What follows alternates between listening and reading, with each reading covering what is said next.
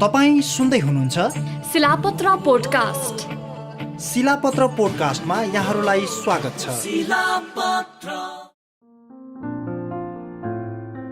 प्यालेस्टाइनको सुन्नी Islamic उग्रवादी समूह हमासका mastermind थिए याह्या सिनवार। अर्को शब्दमा उनी हमासको आत्मविश्वास पनि थिए। इजरायलले कल्पना समेत नगरेको 7 अक्टोबर 2023 को घातक आक्रमण सिनवारकै योजना र नेतृत्वमा भएको थियो। तर त्यो आक्रमण हमासका लागि प्रत्युत्पादक बन्यो। इजरायललाई उसले थप क्षति पुर्याउन सकेन, जबकि इजरायलबाट हमासले इतिहासकै घातक र विनाशकारी परिणामहरू खेपिरहेको छ। इजरायलले आकाशबाट वर्षाएका बमले 75,000 भन्दा बढी निहत्था प्यालेस्टाइनी सहित एकपछि अर्को गर्दै हमासका खम्बाहरू ढलेका छन्। हमास शासित गाजा पुनर्निर्माण हुन 1 शताब्दी लाग्ने गरी तहस नहस भएको छ। गाजा मात्र होइन, इरानभित्र छिरेरै इजरायलले हमासका नेताहरूको सफाया गरिदिएको छ।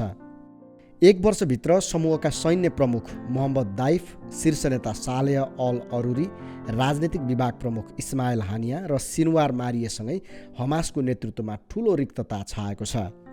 यस्तै क्षति हमासले सन् 2004 मा पनि बेहोरेको थियो। त्यो वर्ष हमासका संस्थापक अहमद यासिन र सहसंस्थापक अब्देल अजिज रिन्तिसी मारिएका थिए।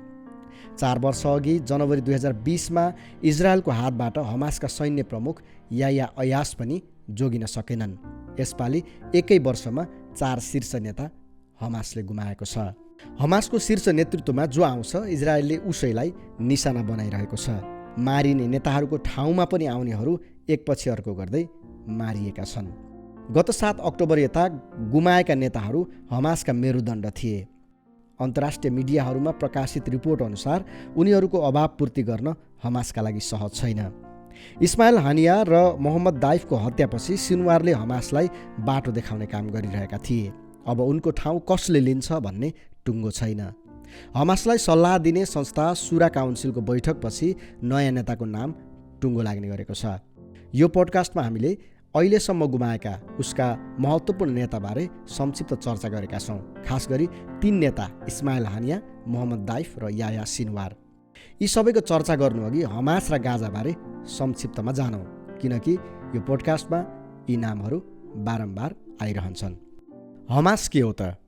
प्यालेस्टाइनको सुन्नी इस्लामिक उग्रवादी समूह हमास गाजा क्षेत्रबाट सञ्चालित छ। सन् 2007 देखि गाजामा शासन गरिरहेको समूहले इजरायललाई बर्बाद गर्ने कसम खाएको छ। त्यो बेलादेखि अहिलेसम्म यो उग्रवादी गुटले इजरायलमाथि धेरैपल्ट आक्रमण गरिसकेको छ। 7 अक्टोबर 2023 मा हमासले इजरायलमाथि भीषण आक्रमण गरेको थियो। सन् 1987 मा हमासको स्थापना भएको थियो। हमासलाई इजरायलसँगै अमेरिका, युरोपेली सङ्घ, बेलायत र अन्य ठूला देशले आतंकवादी सङ्गठन घोषित गरेका छन्। छिमेकी इरान हमासको सबैभन्दा ठूलो समर्थक हो। इरानले हमासलाई आर्थिकसँगै हतियार तथा तालिम जस्ता सुविधाहरू पनि उपलब्ध गराउँदै आएको छ। गाजा क्षेत्र के हो त? इजरायल, इजिप्ट र भूमध्य सागर बीचको भाग गाजा क्षेत्र हो। यो 41 किलोमिटर लामो र 10 किलोमिटर चौडा क्षेत्र छ। यहाँ करिब 23 लाख मानिस बस्छन्। यो संसारको सबैभन्दा बाक्लो जनसङ्ख्या भएको क्षेत्रमध्ये एक हो। अब हमासको आत्मविश्वास डगमगाउने गरी मारिएका 3 नेतामध्ये सबैभन्दा पहिला हालै मारिएका याह्या सिनवारबारे जानौँ। खान युनिसका कसाई। गत 31 जुलाईमा इरानको तेहरानमा राजनीतिक विभाग प्रमुख इस्माइल हानियाको हत्या भएपछि हमासको नयाँ कमान्डरको रूपमा याह्या सिनवार चुनिएका थिए। त्यसअघि उनी गाजामै बसेर हमासको लागि काम गर्थे। उनी हमासका संस्थापक सदस्यमध्ये एक थिए। सन् 2017 मा हमासको नेताका रूपमा पहिचान भएपछि उनी सार्वजनिक रूपमा देखिँदैन थिए। हमासमा बलियो नियन्त्रण राख्ने उनी इजरायलमाथि 7 अक्टोबरमा भएको 75 वर्ष यताकै भीषण आक्रमणका मुख्य योजनाकार थिए। उक्त आक्रमणमा इजरायलतर्फ 1200 भन्दा बढी मारिएका थिए भने करिब 200लाई हमासका लडाकुले बन्दक बनाएका थिए।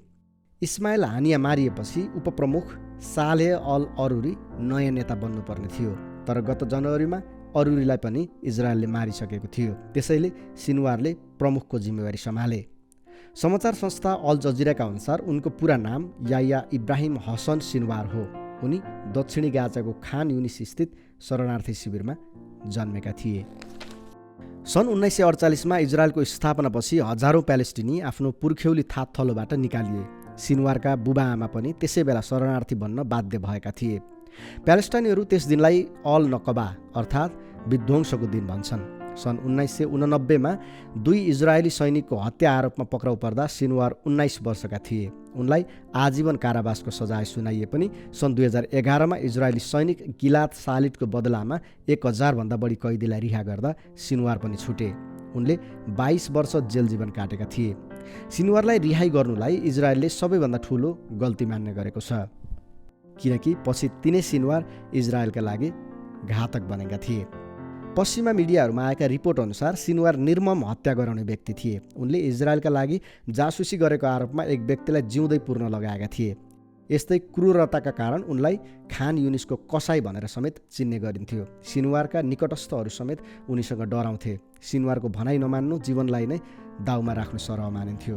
सन् 2015मा सिनवारले हमास कमान्डर महमुद इस्वितीलाई यातना दिएर मारेका थिए। उनीमाथि समलैङ्गिकता र भ्रष्टाचारको आरोप पनि थियो।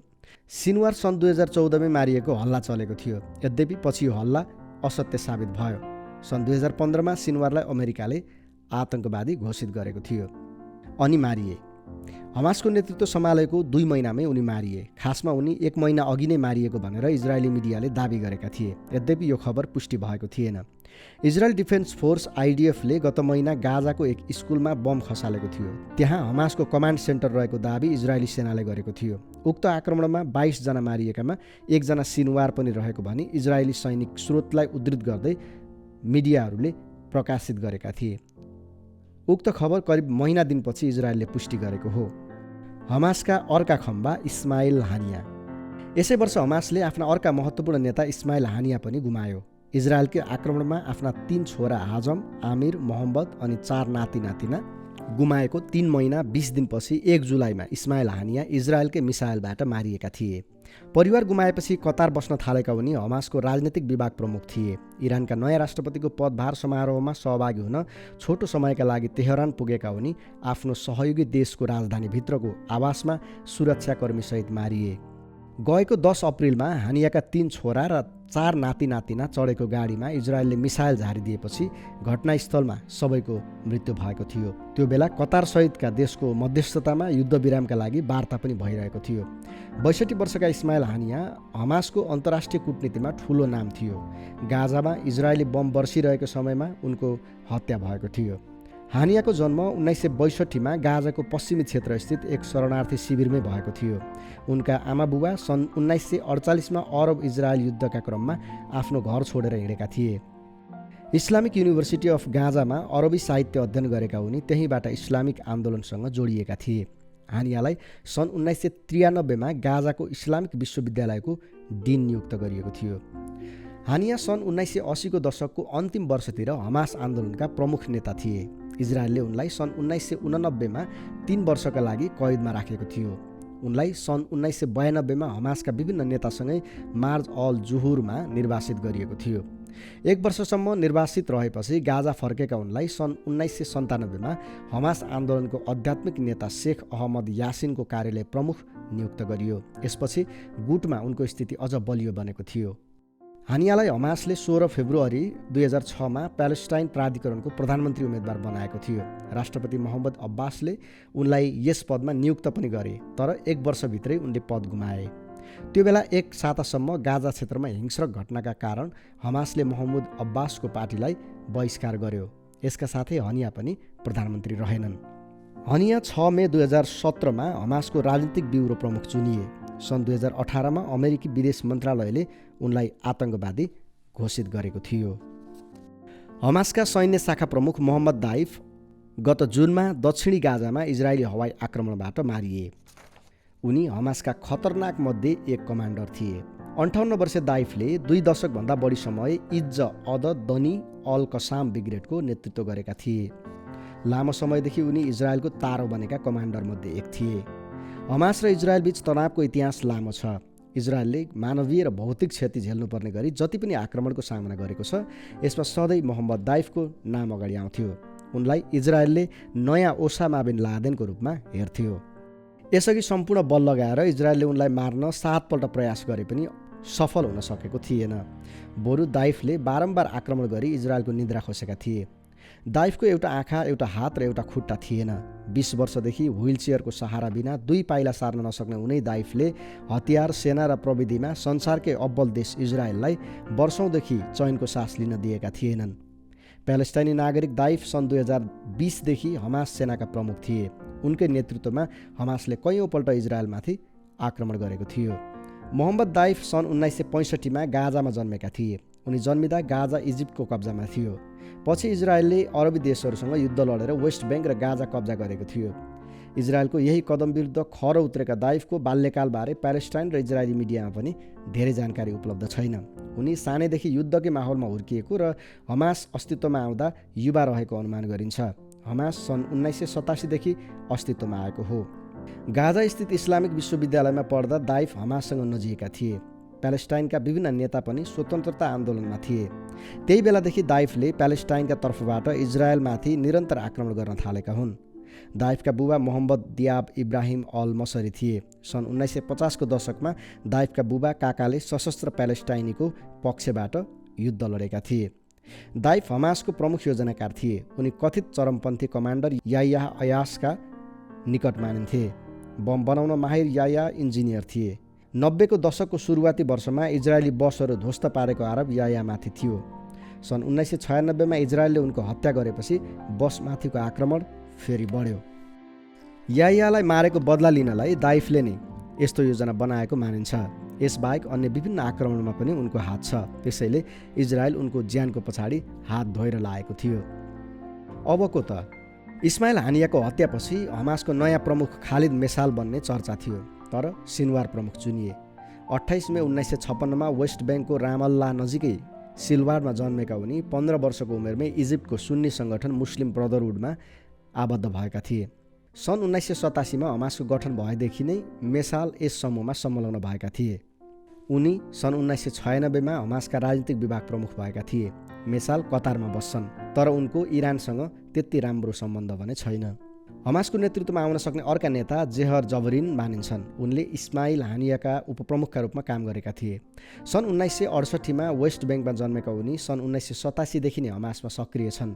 उनले इजरायल र प्यालेस्टाइनका कैदी आदान प्रदानमा भूमिका निर्वाह गरेका थिए। हमासलाई आर्थिक सहयोग जुटाउन खास भूमिका खेल्ने गरेकाले उनलाई हमासका CEO समेत भन्ने गरिन्छ। जबरिनको सम्बन्ध टर्कीका राष्ट्रपति रिसेप तायब एर्दोआनसँग राम्रो छ। इरानले पनि उनलाई रुचाउँछ। जबरिनलाई सन् 1996मा एक इजरायली सैनिकको हत्याको आरोपमा गिरफ्तार गरिएको थियो। 15 वर्ष कैदी जीवन बिताएपछि सन् 2011मा इजरायली सैनिकको बदलामा भएको कैदी साटासाटमा सिनवारसँगै जबरिन पनि रिहा भएका थिए।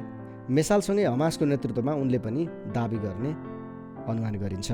इस्माइल हानियाकै सहायकका रूपमा काम गरिरहेका खलिल अल ह्या पनि हमास नेतृत्वका दावेदार हुन्। उनी इजरायल विरुद्ध कट्टर मानिन्छन्, जो वार्ता समेत गर्न नहुने पक्षमा उभिने गरेका छन्। उनी इजरायललाई जितेर मात्रै प्यालेस्टाइनको समस्या समाधान हुने धारणा राख्छन्। सिरियामा सन् 2011मा गृहयुद्ध हुँदा उनी बसर अल असद विरोधी समूहको समर्थनमा थिए। यद्यपि अहिले सिरियासँग उनले पनि सम्बन्ध सुधारिसकेका छन्। अल ह्या हानिया जस्तै आफ्ना नीतिमा प्रष्ट तर कूटनीतिक रूपमा सन्तुलित नीतिको पक्षमा उभिने नेता मानिन्छन्। इरान, टर्की, सिरिया, कतार र इजिप्टसँग पनि उनको सम्बन्ध राम्रो छ। Sila Patra